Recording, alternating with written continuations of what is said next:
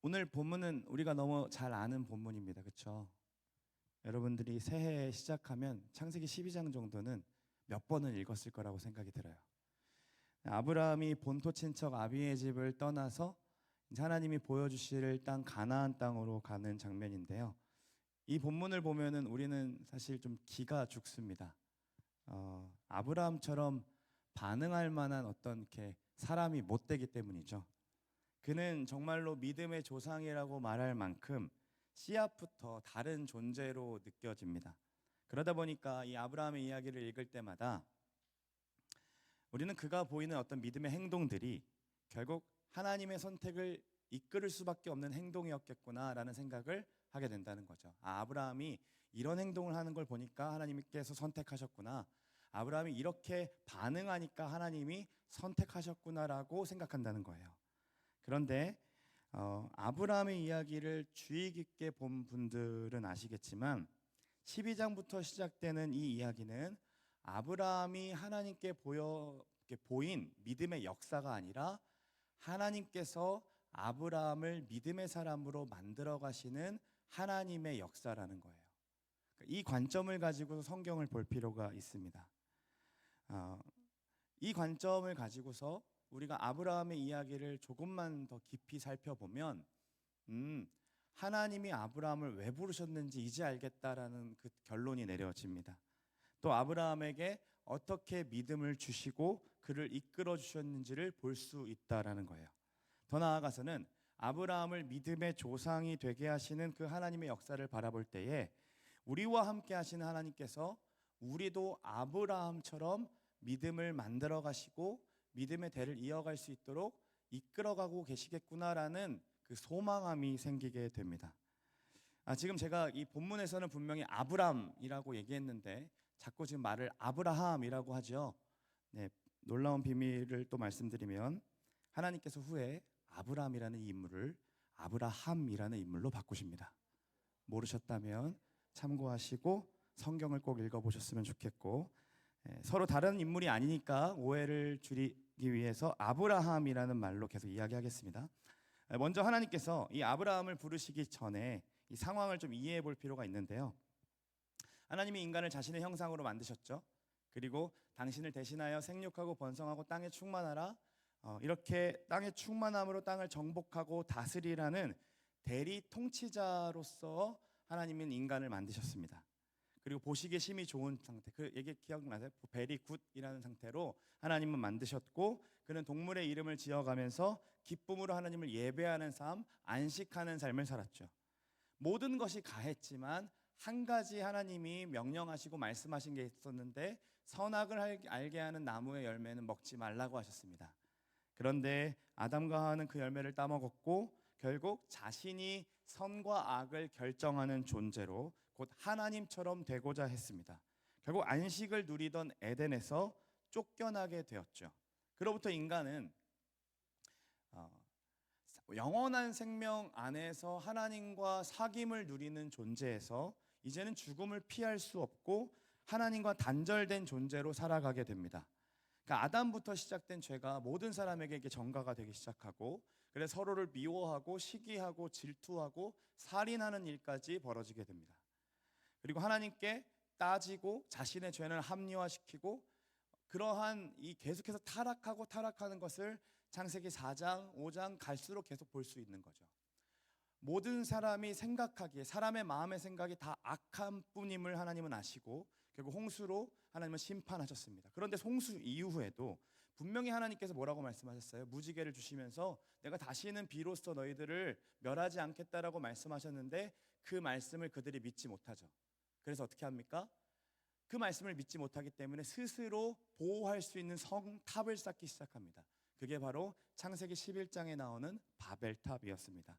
인간 스스로 탑을 세워서 홍수가 나와도 대비책을 세웠던 것이고, 자신의 이름을 내세우고 자신의 그 하나님처럼 되고 싶어하는 마음들, 그리고 흩어짐을 면하고 싶어하는 마음들로 바벨탑을 지었죠. 이것이 인간의 한계라는 거예요. 그저 죄인들끼리 모여서 안정감을 누리는 삶, 이를 통해서 죽음을 조금은 회피하고 싶어하는 그 마음을 가진 사람들끼리 모인 것이 세우는 것이 결국에는 뭡니까? 바벨탑이었다라는 겁니다. 한 친구가 비전 트립 지난 미국에 갔다 와서 이야기했던 것이 인상 깊었습니다. 뉴욕의 빌딩 숲을 이렇게 보고 있는데 그 멋진 스카이라인 빌딩을 보면서 사람이 지식과 재정과 모든 것들을 투자해서 만들 수 있는 아름다움은 이 뉴욕이 전부이겠구나라는 생각을 했다는 거죠.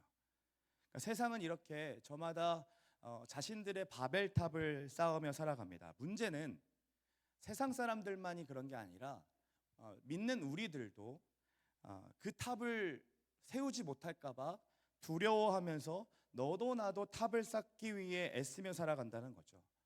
그러다 보니까 정작 하나님의 뜻과 계획에 대한 어떤 관심보다 지금 내가 하고 있는 일에 대해서 또 학업에 대해서 조금이나마 진전 있는 삶을 원하는 마음으로 하나님께 구하고 답을 얻고 싶어요. 그러니까 하나님께 구하고 답을 얻고 싶어하는 그 결과가 나의 탑을 쌓기 위한 것으로만 결부되고 있다는 거죠.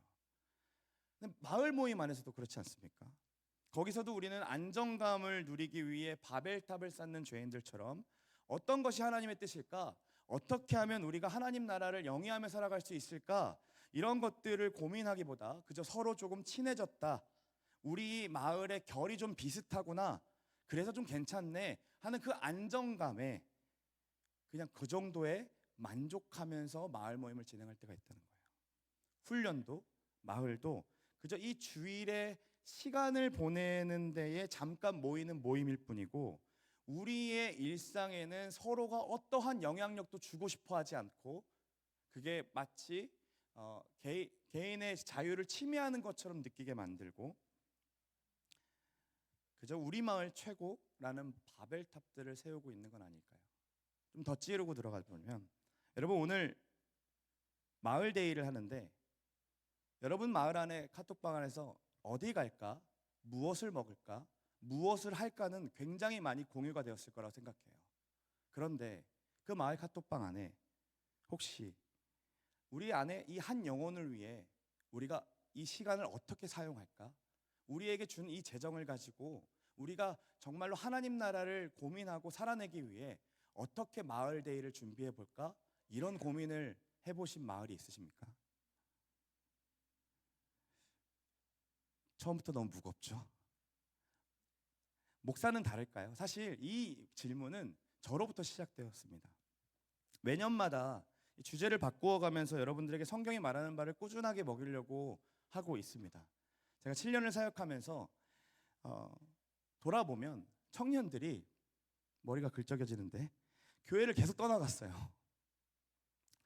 제가 성남제일교회에서 가장 오랫동안 청년 사역에 남아 있거든요. 근데 계속 떠나갔어요. 목회자로서 아프고 견디기 힘든 일들입니다. 그리고 돌아보게 되었어요. 내가 정말로 한 영혼이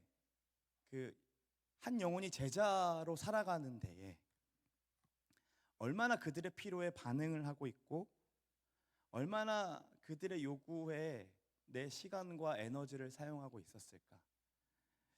잘 짜여진 어떤 커리큘럼만 있고 그 속에서 아무것도 누리지 못하는 이 청년들이 투성인데 목사인 나는 무엇을 하고 있었을까? 성경 속에서 하나님 나라가 어떻게 이루어지는지를 계속 설명하고 설교하는 데는 열심을 다해서 준비하는데 지금 말씀이 정말로 오늘을 살아가는 여러분들에게 적실성이 있는 것일까? 이거 그냥 내 바벨탑을 쌓는 일은 아닐까? 이런 고민들을 몇 주간 계속 하게 되었거든요. 그 한 주간 고난 주간을 보내고 부활을 살아내면서 또 계속 마음이 무거운 거예요. 그런 채로 이 아브라함의 이야기를 또 커리큘럼이 있으니까 묵상을 하는데 그 인생을 부르시고 믿음의 사람으로 만들어 가시는 그 하나님의 역사가 내 인생에도 그리고 여러분들의 인생에게도 일하고 계신다는 생각이 느껴지기 시작하니까요. 소망이 생기기 시작하더라고요. 아브라함은 이렇게 모두가 바벨탑을 쌓으려고 했고 그러다가 언어가 갈라져서 흩어진 시대 속에서 부름 받았습니다. 그리고 성경은 셈의 족보로 시작해요. 여러분들 성경을 가지고 있으면 11장을 보시면 셈의 족보의 이야기가 나오고 그 다음에 데라의 족보가 이어집니다. 보시면 나타 연속이 누구에게서 끊겨지는 걸 볼 수 있어요. 아브라함에서 끊깁니다. 이때 당시에는 부족사회, 시족사회였기 때문에 이 아브라함의 가정의 불임은 단순히 개인의 문제가 아니라 가족과 친척을 포함한 공동체 전체의 문제였고 민족이 끊어질 위기에 처한 문제였습니다. 분명히 있어야 하는데 없는 상태인 거죠. 모두가 다 낳고 하면서 여러 명을 낳는 시대 속에 지금 한 명을 못 낳아서 어떻게 됩니까? 모두가 있는 것들이 자기에게는 없는 상태. 이 상태를 계속 보니까요, 우리 청년들의 상태 같은 거예요. 모두가 각자의 위치에서 바벨탑을 쌓으려고 애를 쓰며 살아가는 세상 속에서 믿음의 사람들인 우리들도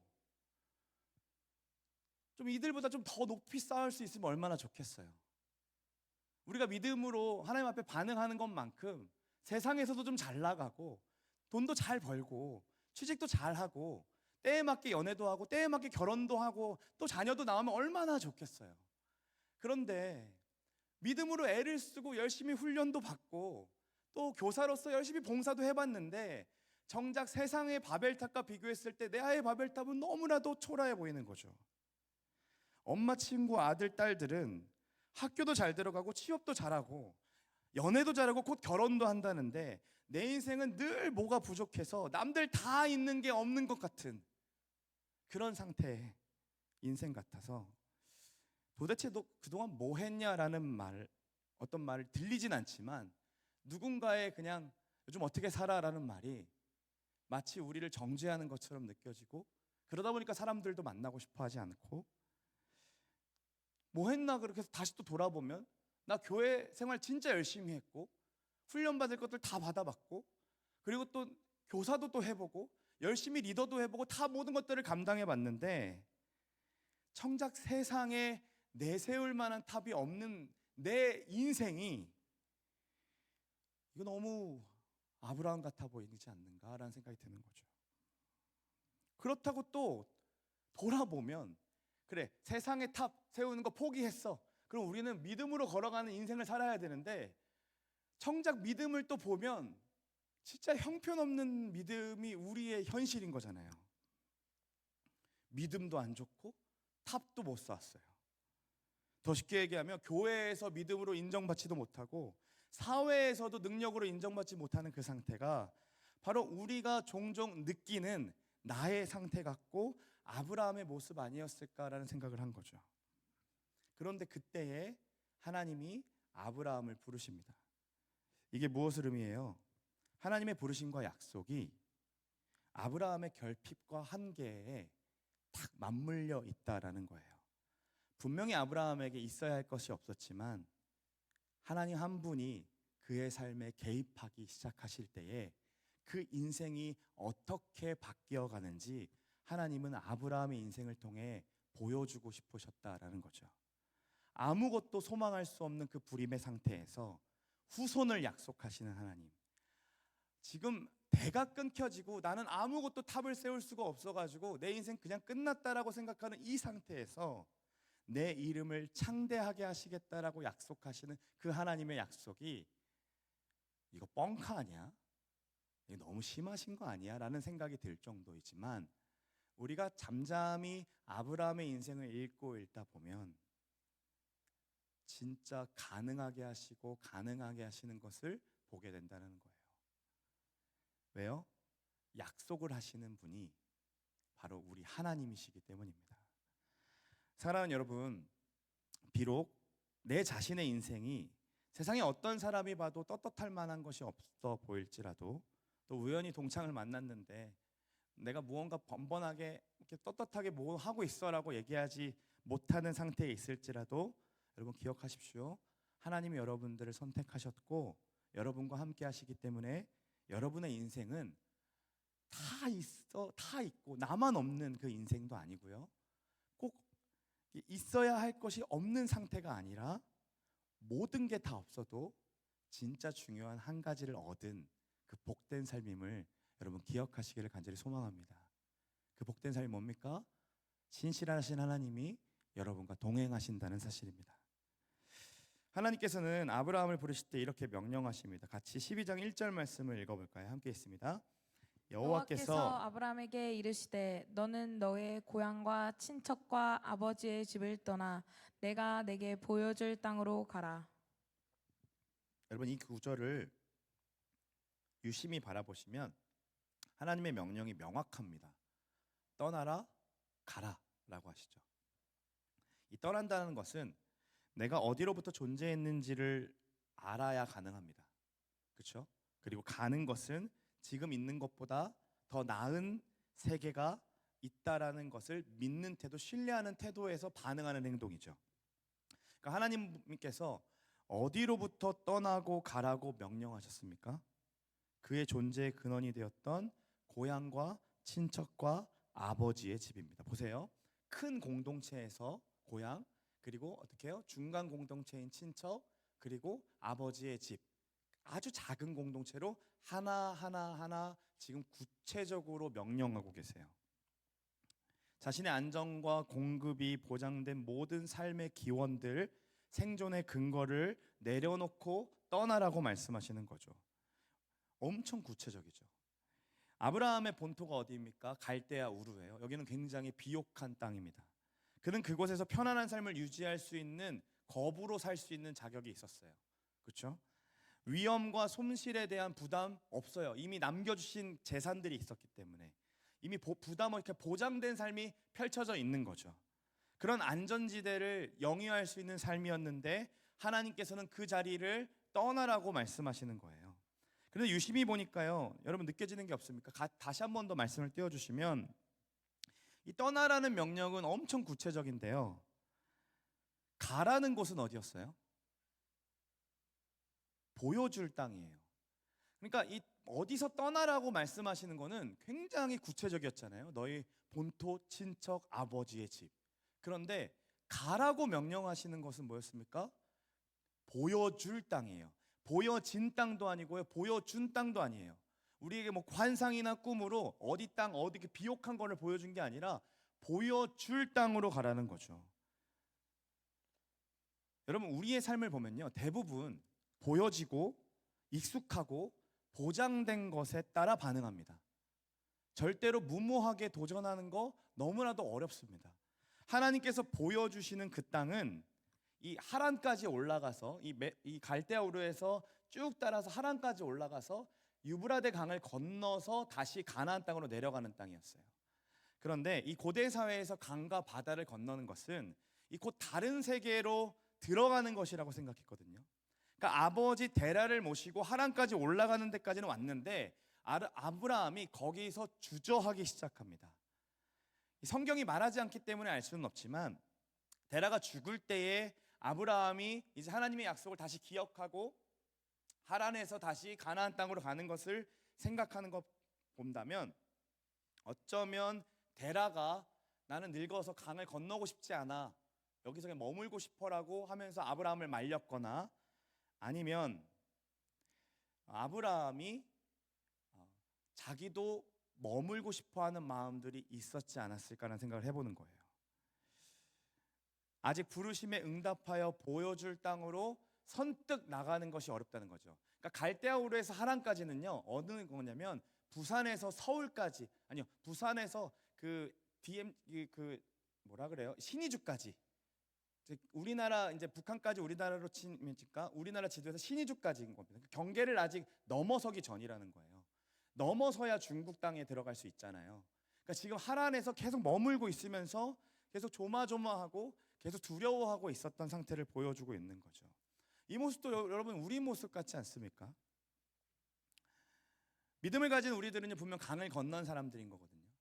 이미 이제는 이전에 살던 시대를 버리고 이제는 완전히 하나님이 살아가시는, 동행하시는 그 땅으로 들어가는 삶인 건데 계속 이 강에 머물고 싶어하는 본성들이 우리 안에 남아 있는 거죠. 강 건너는 분명히 하나님 나라를 영위할 수 있는 것들이 우리는 알고 있습니다. 하나님 나라를 영위하는 삶은 지금과는 전혀 다른 삶의 방식으로 살아야 되는 것도 알고 있고, 내가 예측할 수 없는 곳이기 때문에 우리는 결정적인 순간에 믿음으로 반응하기보다 어떻게 합니까? 멈추고 내 상식에 비추어서 내 판단에 비추어서 이거를 결정하고 싶어 한다라는 거죠. 보여주시는 그 땅은 어제의 나로 오늘을 살아가는 그 땅이 아닌 거잖아요. 예측이 불가능한 삶인 건데 아무리 우리가 신앙생활을 오래 했다 치더라도 그 약속에 의존하는 삶보다 내 생각과 내 판단에 좋아 보이면 행동하고 아니면 익숙한 곳에 머무르고 싶어 하는 것이 우리의 본성이라는 거예요. 당연하다라는 거죠. 아브라함처럼 우리도 아버지 데라가 안 가겠다라고 하니 마침 잘 됐네 하면서 거기에 주저앉고 싶어 하고 머무르고 싶어 하는 게 우리의 삶이라는 거죠. 그런데 여러분, 믿음이 뭡니까? 하나님의 부르심에 비해 불확정하고 굉장히 모호한 그 목적지를 향해 오늘 내게 보여주신 땅으로 한 걸음 걸어가는 것, 어디로 이끄실지는 모르지만 내 생각과 내 판단에는 전혀 예측할 수 없는 곳이지만, 그래서 죽으면 어떡하지? 해를 당하면 어떡하지라는 불안함들을 가지고 있지만 이끄시는 분이 하나님이시기에 신뢰하고 걸어가는 것이 그게 믿음이라는 겁니다. 이 삶이 곧 말씀을 따라가는 삶이고 하나님 나라를 소망하는 삶이라는 거죠. 5절 6절을 보시면요, 재미난 구절이 나오는데 같이 한번 읽어볼까요? 시작. 아브라함이 그의 아내 사레와 조카 롯과 하란에서 모은 모든 소유와 얻은 사람들을 이끌고 가나안 땅으로 가려고 떠나서 마침내 가나안 땅에 들어갔더라. 아브라함이 그 땅을 지나 세겜 땅 모래 상수리 나무에 이르니 그때 가나안 사람이 그 땅에 거주하였더라. 여러분, 좀 이상한 걸 보면요, 마침내 가나안 땅에 들어갔는데 그때 가나안 사람이 거주하였더라. 이 말은요, 성남제일교회 갔는데 성남제일교회 사람들이 있었더라, 세상에 나아갔는데 세상 사람들이 있더라 라는 말이거든요. 굉장히 당연한 말이잖아요. 그렇지 않아요? 근데 이 말을 왜 적었을까라고 좀 생각을 해보니까, 하나님이 우리를 부르시는 땅, 믿음의 사람들을 부르시는 그 땅은요, 결코 백지와 같은 빈 땅이 아니라 원주민들의 거친 저항과 넘어서야 할 어떤 장벽들과 그리고 관계들에서 나타나는 갈등과 오해들을 품고 있는 땅이라는 거예요. 아브라함의 입장에서 보면은 좀 짜증나지 않았을까요? 갈대아 우르의 그 호화로운 삶, 그 한남동 부잣집 동네에 살던 사람이 저기 어디로 가라 그래서 갔는데 성남의 모텔촌 이렇게 막 있고 거기에서 우리의 삶을 살라고, 그래서 모텔에 쪽방 하나 내주는 것처럼 보여줬을 때 내가 지금 뭘 포기하고 왔는데, 근데 심지어 거기에서 하나님 나라를 개척하라고? 이거 나한테 너무한 거 아닌가? 라는 생각이 들지 않았겠어요? 그러니까 뭔가 하나님이 이전의 삶보다 더한 곳에서 나를 살게 하시려고 부르셨겠지라는 생각을 우리는 하잖아요. 하나님 나라라는 거, 이전의 삶보다는 훨씬 더 좋은 삶, 지금보다 나은 삶을 주시는 건 아닐까라는 기대를 가지고 가는 거잖아요. 하나님이 일하시면 그랬어야 되는 거잖아요. 그런데 아브라함의 인생을 보니까 그렇지 않다라는 거죠. 근데 이게 무엇을 의미하냐면 여러분, 창세기를 읽고 있는 1차 독자가 누구였을까요? 창세기는 출애굽기 다음에 쓰여졌습니다. 그럼 1차 독자가 누구였을까요? 출애굽한 이스라엘 백성들이었겠죠. 그들이 지금 어디로 나아가고 있습니까? 가나안 땅으로 가고 있잖아요. 그러니까 본인들이 나아갈 그 땅이 이미 하나님께서 몇천 년 전에, 몇천 년 아니지, 몇백 년 전에 우리 조상 아브라함에게 약속하신 땅이었구나라는 것을 확증받는 이야기겠죠. 그리고 또 뭐가 있어요? 그 땅에 가나안 사람들이 있었더라. 우리를 부르시는 그 땅에서는 거친 저항들이 있을 거구나. 우리는 관계와 오해와 갈등들이 있을 거구나. 그렇게 살아갈 땅이구나. 빈 땅이 아니라 우리가 개척해야 되고 싸워내야 된 땅이라는 것을 가르쳐주고 계시는 거죠. 가나안 땅에 들어갔더니 가나안 사람들이 있었다는 이 말은 오늘을 살아가는 우리들에게도 이 메시지를 준다는 거예요. 믿음의 길은, 하나님 나라의 길을 영위하는 그 삶은 빈 땅을 개척하는 삶이 아니라 아무 저항도 없고 그냥 내가 좋은 자리를 가는 것이 하나님 나라가 아니라, 우리가 생각하는 드라마틱한 어떤 결과를 없을지라도 스스로 바벨탑을 쌓고 있는 사람들 속에서 이기고 버티고 견디며 살아가는 것이 바로 하나님 나라를 영위하는 삶이라는 거죠. 오늘의 믿음으로 그냥 보여줄 땅이 무엇인지 모르지만 오늘 우리에게 보여진 땅으로 한 걸음 한 걸음 걸어가는 삶, 그것이 하나님이 우리를 믿음의 사람으로 만드시는 방법이라는 거예요. 여러분 성경을 기억해 보세요. 여러분 하나님이 여러분 아브라함과 함께 하셨습니까? 모르세요? 하나님이 아브라함과 함께 하셨습니까? 그렇죠? 그러면 이스라엘 백성과도 함께 하셨나요? 그러면 이 성경에 나온 하나님이 우리와 함께 하시지 않을까요? 우리가 믿는 사람이고 우리가 하나님께 부름받은 사람이라면 하나님 함께 하시지 않을까요? 당연히 함께 하시겠죠. 반드시 함께 하십니다. 그러면요, 우리와 함께 하시는 하나님이 누구신지 알 때에는 가나안 족속이 막고 있을지라도 우리는 갈 수 있다라는 거예요. 우리는 분명히 불투명하고 불확실한 미래들 투성이죠. 내가 저 사람처럼 잘 살 수 있을까? 내가 저런 사람들처럼 저런 삶을 영위할 수 있을까? 그런 불안함들 때문에 우리는 매번 학교에 매달리고 취업에 매달리고 연애에 매달리고 무언가에 매달려 살아가죠. 그러나 우리를 이끄시는 분이 하나님이심을 안다면 아브라함의 인생도 이끌어 가셨고 야곱뿐만 아니라 모든 인생을 이끌어 가셨던 그분이 우리와 동행하시는 분이구나라는 것을 안다면, 그리고 그분이 얼마나 영화로우신 분이고 얼마나 능력이 많으신 분인지 우리가 성경을 읽을 때마다 경험할 수만 있다면 우리에게는 환경과 상황이 중요한 게 아니라 믿음의 눈을 들고 그분과 함께 동행할 수 있는 힘을 얻으며 한 걸음 한 걸음 걸어갈 수 있다라는 겁니다. 가나안 족속이 가로막고 있을지라도 믿음으로 반응하며 걸어갈 수 있는 것, 그게 하나님 나라의 백성의 삶인 거죠. 말씀을 좀 정확해 봅시다. 아브라함이 바벨탑을 쌓던 시대 속에서 본토 친척 아비의 집을 떠나서 하나님이 보여줄 땅으로 한 걸음씩 걸어갔다는 거잖아요. 심지어 그 땅은 원주민이 있었던 땅이기 때문에 버티고 견디고 싸우며 하루하루를 살아낼 수밖에 없는 땅이었다는 거죠.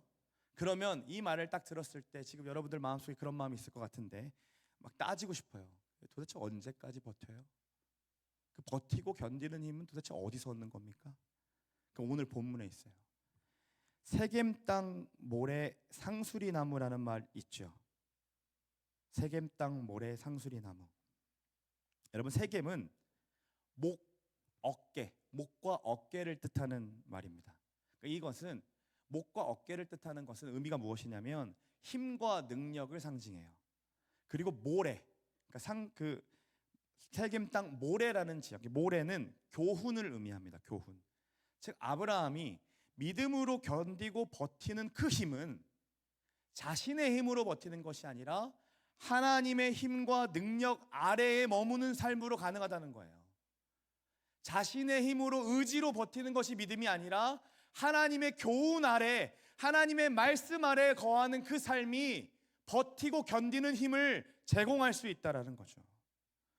사랑하는 여러분, 우리가 죽을 것 같이 힘들어하고 있는 우리 지체들에게 담대하게 권면할 수 있는 것이 무엇이냐면 여러분의 힘으로 버티고 견디다가 쓰러질 수 있어요. 그러나 그게 다가 아니라는 거죠.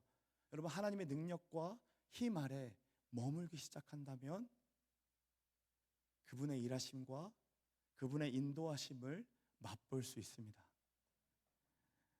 그분의 교훈 아래에 머무는 삶을 내가 지긋지긋하지만 내가 너무나도 힘들어서 말씀 보겠다라고 생각하면서 그 말씀 안에 머물려고 애를 쓰고 살아가는 그 버티고 견디는 그 힘이 우리의 삶을 시각을 바꾸고 삶의 태도를 바꾸고 걸음을 바꾼다는 거예요. 근데 생각해 보세요, 여러분. 그 말씀이 실현된 곳, 힘과 능력이 발현된 곳, 그곳이 어디입니까? 역사를 쭉 가서 보면 그곳이 딱 한 곳에서 이루어집니다. 바로 십자가 아래입니다. 사랑하는 여러분, 우리는요 하나님의 힘과 능력이 나타난 그 십자가를 알아요. 죄의 권세를 물리치시고 무너뜨리시는 그 십자가. 우리의 죄가 악하고 스스로 습관적으로 끊지 못하는 죄가 지독할 만큼 지독하더라도 그 예수께서 지신 그 십자가의 권세가 모든 것들을 덮어버리고 무너뜨렸다라는 것. 우리가 이기지 못했던 그 사단 권세를 무너뜨릴 수 있는 힘과 능력이 십자가 아래에 있다라는 걸 우리는 압니다. 그리고 알 뿐만 아니라 우리는 십자가 아래에 머무는 삶을 살게 되었습니다. 그렇기에 우리는 아브라함보다 더한 힘과 능력, 교훈을 얻었기 때문에 버티고 견디는 삶을 넘어서서 이제는 담대하게 넉넉히 세상을 이길 수 있는 힘으로 살아낼 수 있다고 로마서가 얘기하는 거예요. 하나님 나라를 영위할 수 있다고, 지금도 이 자리에서 하나님 나라를 살아낼 수 있다고 바울이 얘기하는 거예요. 그날을 어떻게 얻습니까? 획득해가지고 값을 지불해가지고 내가 노력해서 얻는 땅이 아니라 이미 예수님께서 값을 다 지불하셨기 때문에, 은혜로 거저 주셨기 때문에 그저 믿음으로 순종함으로 바라보며 얻어지는 땅이라는 거죠. 그럼 또 이런 질문을 하게 돼요. 그래, 버티고 견디는 힘 오케이, 하나님의 은혜로 얻었다는 것도 오케이. 그러면 설교자 당신이요, 우리들에게는 어떤 노력도 필요 없다는 겁니까? 진짜 그냥 이렇게 수동태로 살면 되는 겁니까? 네, 그렇게만 살아주십시오. 제발 수동태로 살아주십시오. 이미 하나님의 힘과 능력이 나타난 십자가가 우리 안에 있고 은혜로 거저주심을 안다면 우리는 더 얻기 위해 어떤 노력을 하는 것이 아니라 그분의 한없는 사랑과 은혜를 알기에 반응하는 것은 딱 한 가지밖에 없습니다. 아브라함도 딱 한 가지밖에 반응하지 않아요. 8절 같이 한번 읽어볼까요? 함께 있습니다. 거기서 베델 동쪽 산으로 옮겨 장막을 치니 서쪽은 베델이요 동쪽은 아이라. 그가 그곳에서 여호와께 제단을 쌓고 여호와의 이름을 부르더니. 여러분, 베델은 하나님의 집이거든요. 베트엘, 하나님의 집인데 이 아이라는 것은 폐허의 무더기예요. 그러니까 지금 베델과 아이 사이에 장막을 쳤다 그러죠. 그러니까 하나님의 집과 폐허의 무더기 사이에 장막을 치고 그가 하는 행위가 있어요. 그 은혜를 아는 자가 마땅히 드리는 행위가 있습니다. 그게 뭡니까? 여호와의 이름을 부르는 겁니다. 믿음이라는 이 베델의 집과 그리고 이 폐허의 무더기 사이에서, 이 세상 사이에서 아브라함이 예배했다라는 거죠. 여러분, 우리도 그렇지 않습니까? 지금은 우리는 베델에 있어요. 하나님의 집에 거하는 것 같아요. 그래서 모든 것들을 다 이길 수 있을 것 같고요. 저 조동희 목사가 하는 말이 진짜일 것 같처럼 느껴져요. 그런데 내일 또 다시 세상으로 나아가면 그렇게 폐허같이럼 느껴질 수가 없어요.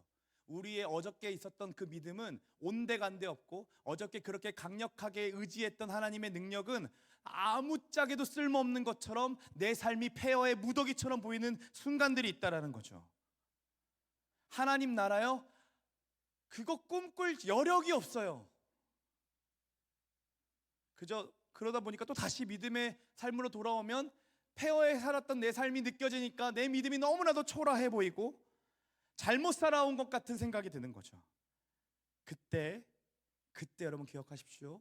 우리도 베델과 아이 사이에 제단을 쌓고 여호와의 이름을 부르는 겁니다.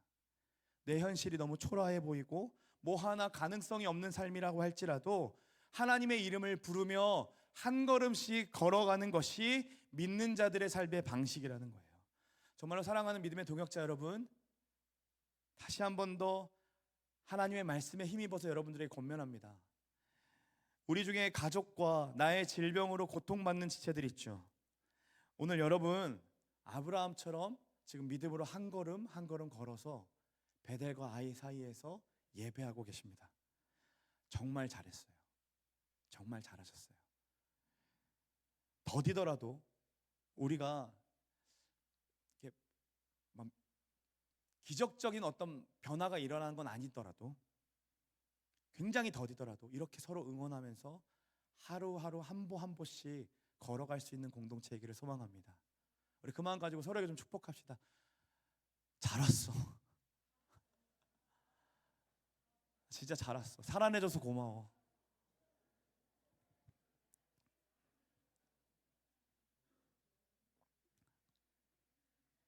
지금껏 우리는요, 아브라함을 부르시는 장면을 보았는데요. 이제 좀 답을 해야 돼요. 하나님은 그럼 왜 부르셨을까요? 하나님이 만들어 가시는 역사라면 하나님의 의도가 있고 하나님의 목적이 있을 거 아니에요? 그 목적을 알아야 우리의 삶을 부르시는 목적도 알 수 있고, 더 나아가 성경이 다루는 큰 주제가 무엇인지도 알 수 있을 거 아니에요. 도대체 아브라함을 부르셔서 하나님은 무엇을 하고 싶어 하셨을까요? 12장 2절 3절을 한 번 더 보겠습니다. 한번 읽어볼까요? 내가 너로 큰 민족을 이루고 내게 복을 주어 내 이름을 창대하게 하리니 너는 복이 될지라. 너를 축복하는 자에게는 내가 복을 내리고 너를 저주하는 자에게는 내가 저주하리니 땅의 모든 족속이 너로 말미암아 복을 얻을 것이라 하신지라. 자, 여러분 눈으로 딱 보시면서 눈으로 팍팍 찍으세요. 어떤 걸 찍어야 되냐면 하나님이 그에게 복을 주시죠. 그리고 그에게 말씀하십니다. 그리고 내 이름을 창대하게 할 거야. 땅의 모든 족속이 너로 말미암아 복을 얻을 거야. 그리고 우리가 지금 여기엔 없지만 7절에는 이 땅을 내 자손에게 줄 거야. 이런 말씀을 하세요. 이 말씀은 하나님이 아브라함을 부르시며 너무나도 하고 싶으셨던 말씀이었거든요. 그러니까 불러내셔서 꼭 하고 싶었던 말씀을 하셨을 거 아니에요. 왜냐하면 이 언약은요, 이 약속은 자신의 형상을 닮은 사람, 생명된 존재에게 선포하셨던 말씀과 닮아 있거든요. 이거 한번 눈으로 딱 찍은 다음에 그 다음 구절 한번 볼게요. 제가 올려드린 1장 28절인데요. 같이 한번 더 읽어볼까요? 시작. 하나님이 그들에게 복을 주시며 하나님이 그들에게 이르시되 생육하고 번성하여 땅에 충만하라. 땅을 정복하라. 바다의 물고기와 하늘의 새와 땅에 움직이는 모든 생물을 다스리라. 자, 방송실 저 좀 도와주세요. 앞에 거 한번 복을 주어 말씀하시고 뒤에 거 한번 그렇죠. 감사해요. 이게 지금 창세기에서 하나님의 형상된 존재를 만든 다음에 명령하셨던 그 지상 명령을 지금 아브라함을 불러내시고 동일하게 복을 주시고 말씀하셔서 그 이름을 창대하게 하겠다, 너를 번성하게 하겠다, 모든 사람들에게 너를 충만하게 하겠다라고 하시는 약속을 이루어가고 계신다라는 거죠. 당신이 그토록 원하셨던 그 하나님의 나라가 죄로 인해 망가졌잖아요. 그래서 하나님은 아브라함을 선택하시고 부르셔서 다시 그 나라를 회복시키고 싶으셔서 다시 자신을 닮은 형상인 아브라함에게 이렇게 지금 말씀하고 계시는 거예요. 모두가 자신의 바벨탑을 세우는 그 나라가 아니라 당신의 뜻과 당신의 계획을 알므로 한 걸음씩 걸어가며 세워가는 그 하나님 나라를, 그 세울 동료를 찾고 계신 거죠. 그런데요, 여러분, 하나님 나라를 세운다라는 건 굉장히 원대한 계획이잖아요. 그런데 이 큰 원대한 계획을 하나님이 지금 어떻게 이루어가고 계세요? 단 한 사람을 통해서 이루어 가신다는 거예요. 아브라함 한 사람을 불러내셔서 선택하셔서 그를 믿음의 사람으로 만들어가고 계신다는 거죠. 그리고 그에게 복을 주시고 생육하고 번성하는 삶, 생명력이 충만한 삶으로 이끌겠다고 약속하시고 후손을 주어서 이름을 창대하게 하시겠다라고 선포하세요. 그리고 뿐만 아니라 땅의 모든 족속이 어떻게 된다고요? 너로 말미암아 복을 얻을 거래요. 이전에 땅의 민족은 어떻게 됐어요? 흩어짐을 면하자다가 언어가 혼잡하게 되어서 다시 흩어졌어요. 그리고 자신의 바벨탑을 세우며 불안과 그 죽음을 면할 수가 없어서 계속 불안에 살아가는 자들에게 아브라함을 통해서 이제 무슨 일을 하겠다는 거예요? 모든 족속에 다시 복을 흘려보내겠다라고, 하나님 나라를 세워가겠다라고 지금 선포하고 계신다는 거죠. 그 하나님 나라의 복이 아브라함 단 한 사람을 통해서 이루어 가시겠다, 다시 회복하겠다라고 선언하시는데, 우리 눈에 보기에 이게 너무 비효율적으로 보이지 않습니까? 더디고요, 엄청.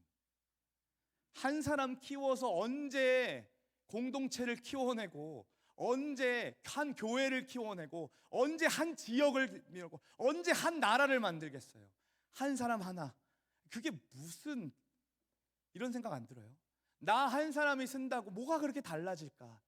나 한 사람이 기도한다고 그게 달라질까? 나 한 사람이 하나님 붙잡고 살아간다고 정말로 우리 공동체가 달라질 수 있을까? 이런 생각도 우리 자주 하잖아요.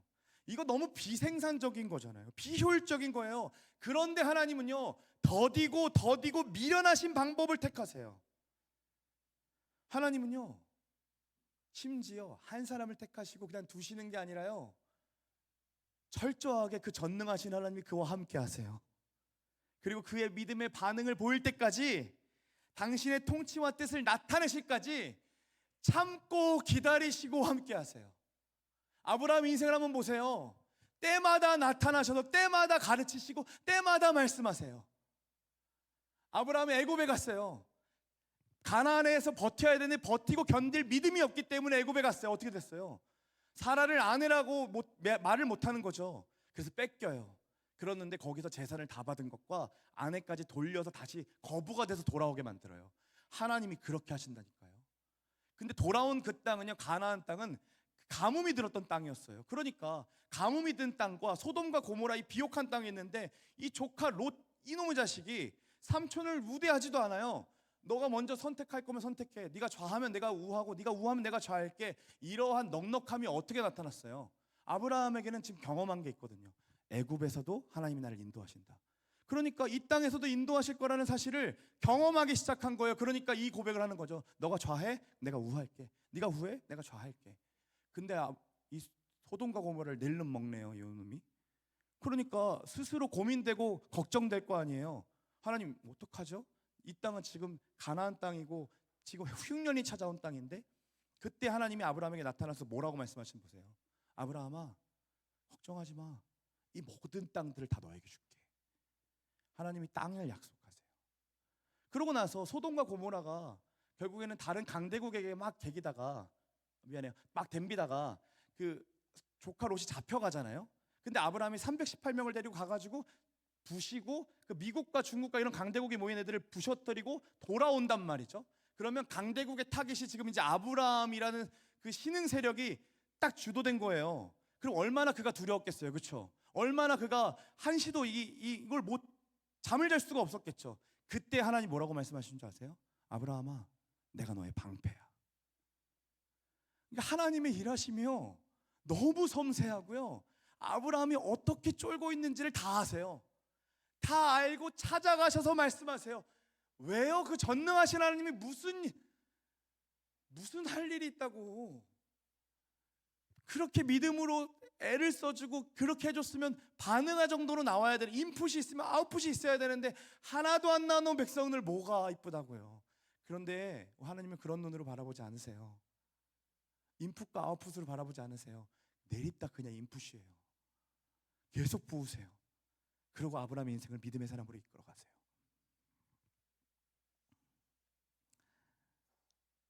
여러분, 그렇게 이끌어가셔서 갑자기 하나님 뭐라고 하세요? 창세기 22장에 네가 사랑하는 그 독자, 그 아들을 내게 바치라 라고 말씀하시죠. 그때에 아브라함이 네 하고 올라가요. 네 하고 올라간다고요. 하나님 왜 그러세요? 좀 사이코입니까 하나님이? 너가 바치면 사랑하는 거고 안 바치면 날 사랑하지 않아.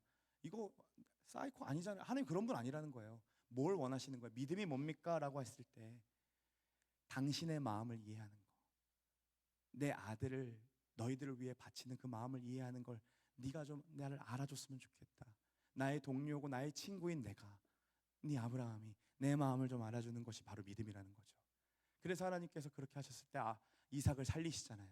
근데 자기 아들을 죽이셔서 우리를 살리셨잖아요. 그리고 그 일이 있고 난 뒤에 하나님 말씀하시는 걸 한번 읽어볼게요. 같이 한번 읽어볼까요? 시작.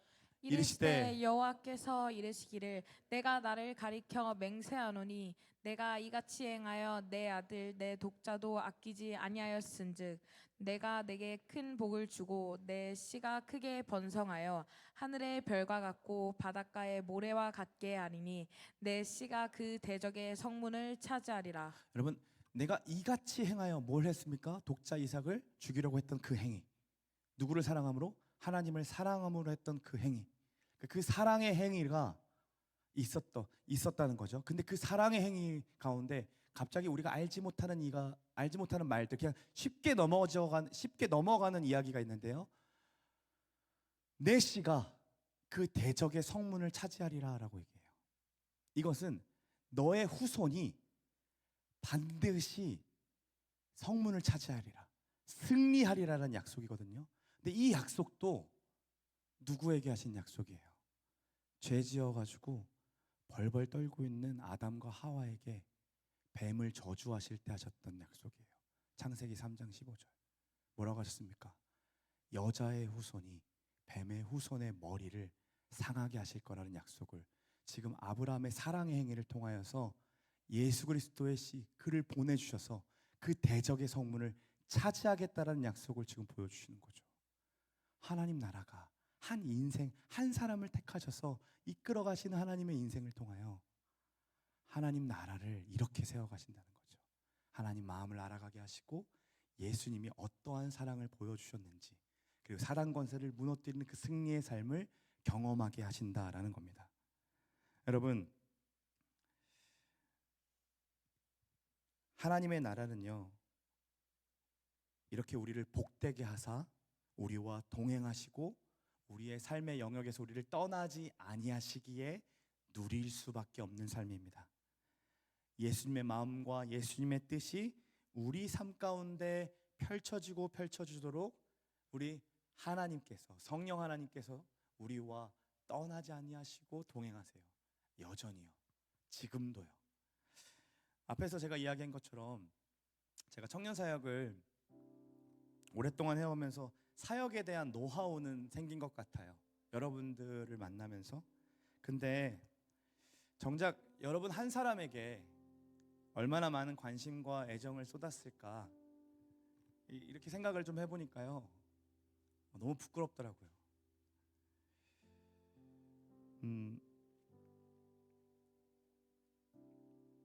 그 믿음으로 반응하고 또 이상적인 사역자의 삶은 자신이 가지고 있는 모든 것들을 막 털어버려가지고 여러분들 한 사람 한 사람에게 막 에너지와 시간을 쏟고 여러분 한 사람 영혼 제자 만들기 위해서 막 붙들어내고 그래서 하나님 나라를 좀 살아가도록 막 눈물 흘리며 기도하고 그래서 막 이 사람이 막 서가는 것을 봐야 하는데 제가 처한 현실은 가정도 그리고 다른 사역도 포기할 수가 없는 거예요. 놓을 수가 없는 거예요. 그러니까 이상적인 어떤 청년 사역자의 모습이 있고 현실에서 놓지 못하는 내 삶이 있으니까 이 괴리감이 너무 큰 거죠. 그러니까 하나님 안주해버리고 싶은 거예요. 자꾸 부르심은 받았지만 이 정도 왔으면 됐지, 이 정도 했으면 됐지. 그래도 갈대 우르를 떠났으니까 그래도 조금은 발걸음을 한 거니까 거기서 그냥 안주하고 싶은 거죠. 결정적인 순간에 믿음의 발걸음을 한 발짝도 떼지 못하는 게 저더라고요. 그러다가 나는 아브라함처럼은 안 되겠다. 나는 내가 보고 있는 저런 유명한 청년 사역자들 그리고 정말 열정 있는 청년 사역자들의 어떤 거기에는 내가 못 미치는 삶인가 보다. 나는 여전히 지킬 게 많고 여전히 버려둘 수 없는 게 너무 많다. 이런 생각들이 저에게 막 가득한 거예요. 그런데 이제 고난주간 예배를 드리면서 여러분들을 이렇게 보는데 하나님이 이전에는 그렇게 느끼지 못했던 감정을 막 이렇게 보여주시는 거죠. 그게 무엇이냐면 7년 전에 여러분들의 모습이 보이는 거예요. 그러고 나서 7년 후에 지금 예배하고 있는 모습을 이렇게 오버랩해서 보여주시는데 와, 하나님이 하셨다.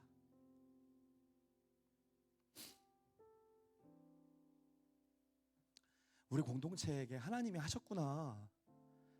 내 영향력이 내가 뭔가 훈련을 잘해서, 내가 뭔가 행사를 잘해서, 내가 뭔가 설교를 잘해서 이렇게 한 영향력이 하나도 안 느껴져도 그냥 각자의 인생 속에서 하나님이 선택하셔서 하나님이 만들어 가셨구나, 하나님이 키워내셨구나, 하나님이 이 친구들을 바꿔가고 계셨구나. 이게 너무 행복한 거예요. 여러분들 보는데 베델과 아이 사이에서 하나님의 이름을 부르는 것처럼 늘 믿음의 삶과 이 폐허된 우리의 현실 사이에 우리는 그저 하나님의 이름을 부르는 삶밖에 선택할 수밖에 없었거든요. 그런데 하나님이 우리가 드렸던 그 예배를 하나도 외면하지 않으시고 받으신 거예요. 우리가 애썼던 그 훈련, 우리가 애썼던 모든 것들을 하나님이 받으신 거예요. 그리고 함께 자라가게 하신 거죠. 여러분, 비록 여러분들의 삶의 현실과 믿음이 너무 괴리감이 커서 힘들지 모르지만, 그럼에도 우리 지금껏 그래왔던 것처럼 우리 하나님의 이름을 부르며 갈 수 있다면 얼마나 좋을까요? 날마다 우리의 십자가, 우리 앞에 놓인 그 십자가가 나의 힘이고 능력이니까 날마다 잘 모르겠어요, 내가 너무 힘들어요, 그 괴리감이 너무 심해요 라고 할지라도 그 힘과 능력 대신 십자가 아래 머물면서 우리가 살아갈 수 있다면 얼마나 좋을까요? 여러분, 우리 하나님은요, 당신의 나라를 지금도 만들어가고 싶어 하십니다. 그 나라를 만드시기 위해 여러분 한 사람을 택하셨습니다. 여러분 한 사람을 부르셨습니다. 이거 굉장히 비효율적인 것처럼 보이고 굉장히 더딘 것처럼 보이지만 그 한 사람을 통해 하나님은 일하고 계시고 바꿔가고 계세요. 그 한 사람을 통해 우리 마을을 바꿔가실 것이고 우리 공동체를 바꿔가실 것이고 이 성남 땅을 바꿔가실 것이고 우리의 그 가정과 직장과 사업장과 학교의 모든 구석구석을 바꿔가실 줄로 믿습니다. 그 사실에 믿음으로 반응하는 여러분 되시기를 소망합니다. 우리 같이 찬양할까요? 한